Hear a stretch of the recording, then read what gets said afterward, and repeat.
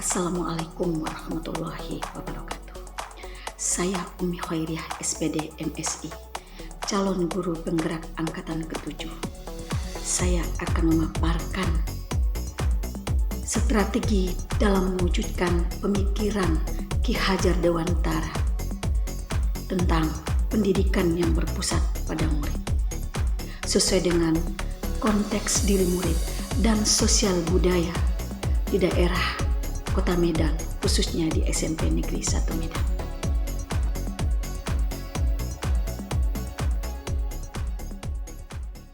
Yang mana pada saat ini masih digunakan dalam jiwa pendidikan di Indonesia saat ini, yaitu Ingarso Sunggulodo, Ingmadia Mangunkarso, dan Tuturi Handayani. Jadi kita sebagai seorang guru harus menerapkan filosofi yang kita adopsi dari Ki Hajar Dewantara itu.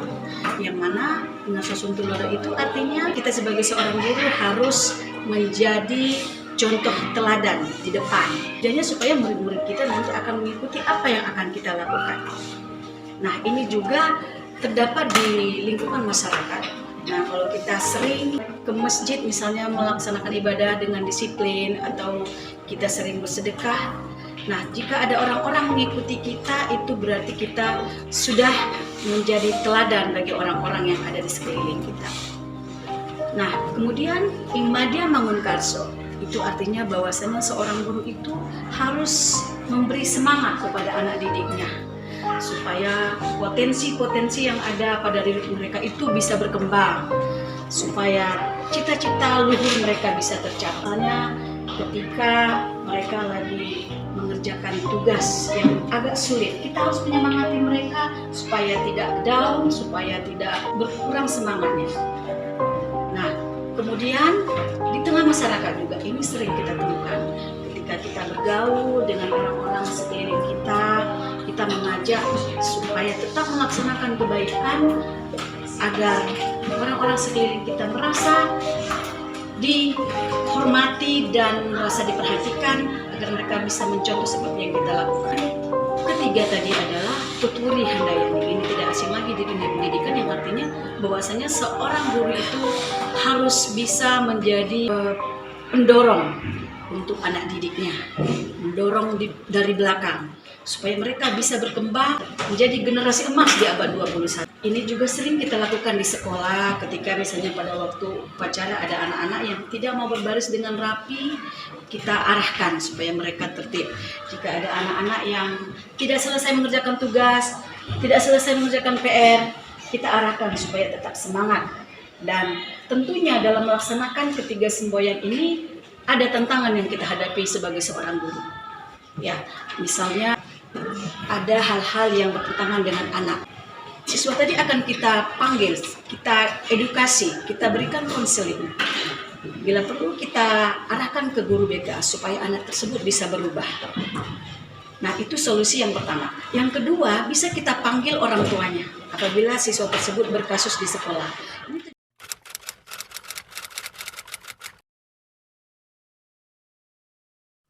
Menurut Ki Hajar Dewantara, bahwasanya pendidikan itu merupakan persemaian benih-benih kebudayaan dan masyarakat.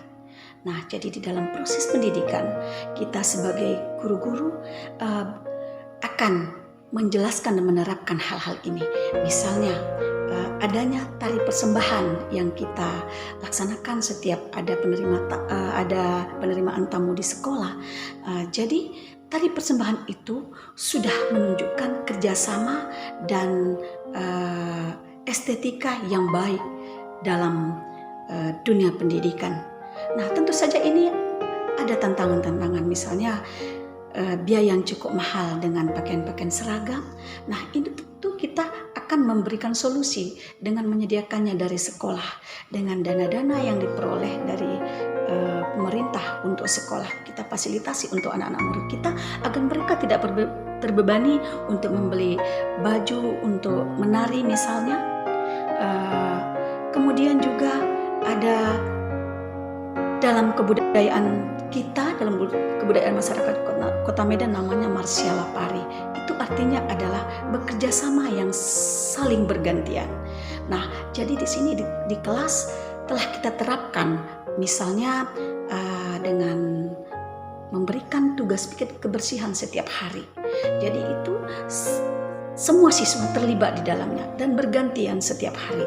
Nah, apabila temannya tidak bisa untuk melaksanakan kebersihan itu, bisa digantikan oleh temannya yang lain. Ini sudah kita terapkan dalam kehidupan masyarakat. Ini juga untuk tujuannya supaya siswa lebih kompak dan rasa sosial yang baik. Nah, tentu juga ini kita menemukan tantangan-tantangan.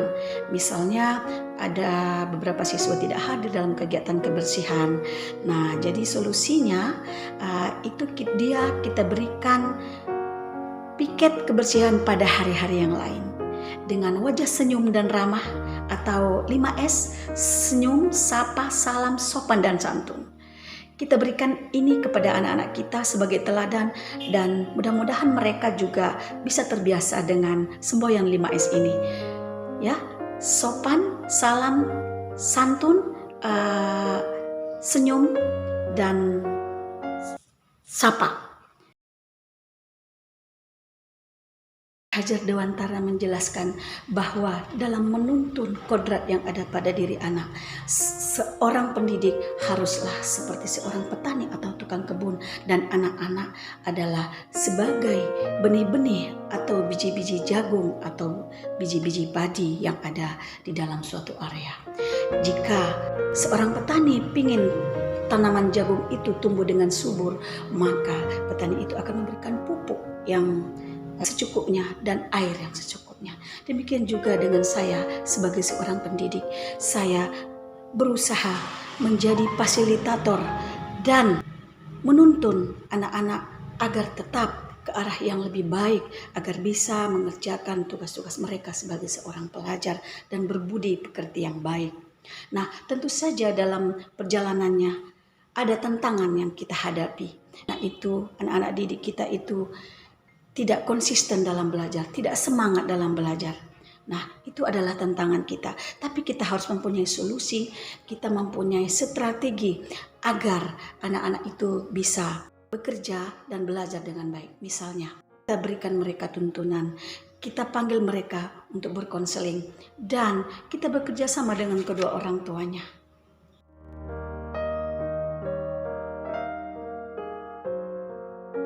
Ki Hajar Dewantara menjelaskan bahwa dasar pendidikan anak adalah berhubungan dengan kodrat alam dan kodrat zaman.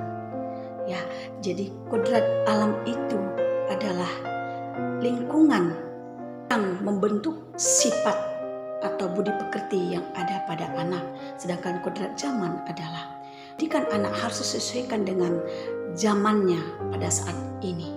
Ya, jadi apabila kita ingin anak itu berbudi pekerti dan belajar dengan baik, maka kita sebagai guru memberikan lingkungan yang baik.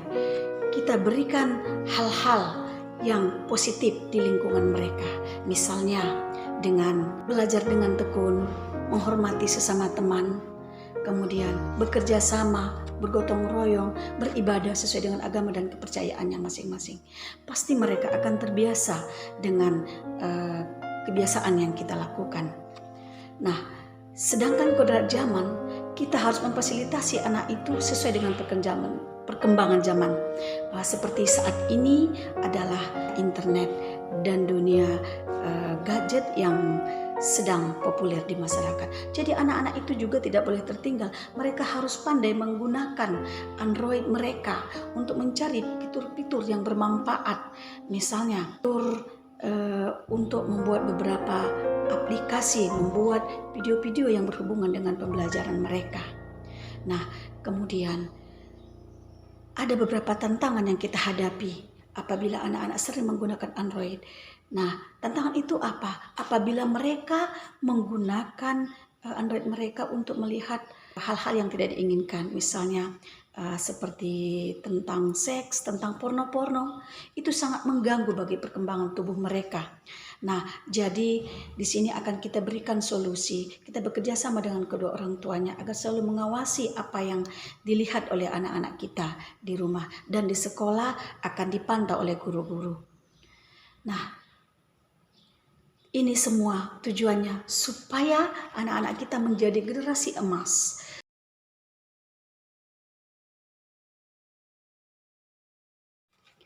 Ki Hajar Dewantara menjelaskan bahwa budi pekerti, watak atau tingkah laku merupakan perpaduan antara gerak pikiran, perasaan, kehendak ataupun kemauan sehingga dapat menimbulkan suatu tenaga, atau perpaduan antara kognitif, afektif, dan psikomotor.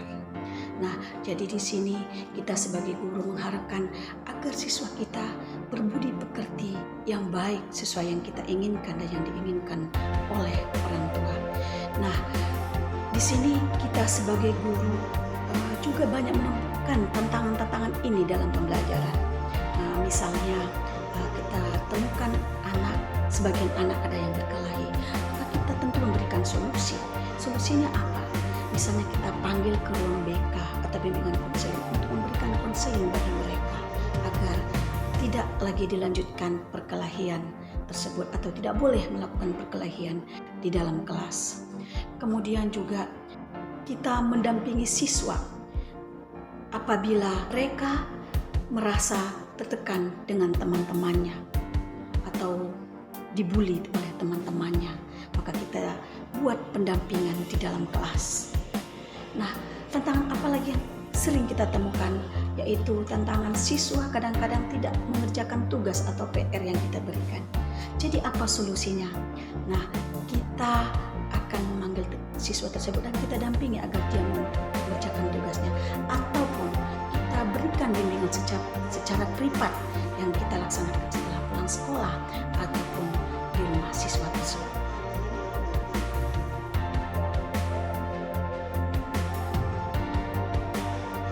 Ki Hajar Dewantara menjelaskan bahwasanya seorang pendidik itu harus menghambakan diri pada anak-anak didiknya.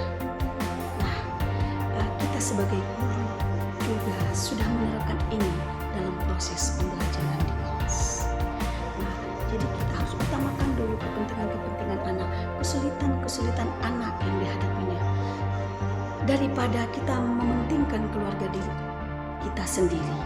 Ya, misalnya di keluarga kita ada yang meninggal, tentu kita juga harus hadir ke tempat keluarga kita yang meninggal. Jadi apa solusinya supaya anak-anak tidak terganggu? Nah, kita berikanlah bahan ajar yang akan disampaikan oleh teman-teman guru kita yang lain agar tujuan pembelajaran yang akan dilaksanakan oleh siswa itu tercapai. Nah, jadi sebagai seorang pendidik, seharusnya kita harus menghambakan diri pada anak. Ini tujuannya supaya potensi-potensi yang ada pada anak didik itu bisa berkembang dan bisa bersaing secara global, ya, di abad 21 ini. Muridku, di pundakmu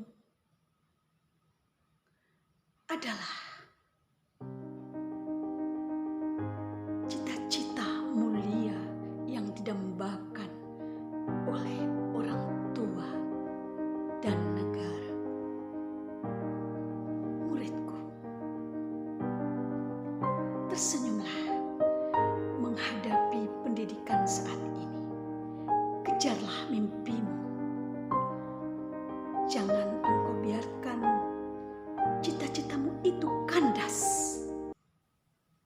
Saya sebagai seorang guru, kami guru-gurumu akan tetap merangkulmu, akan tetap menyemangatimu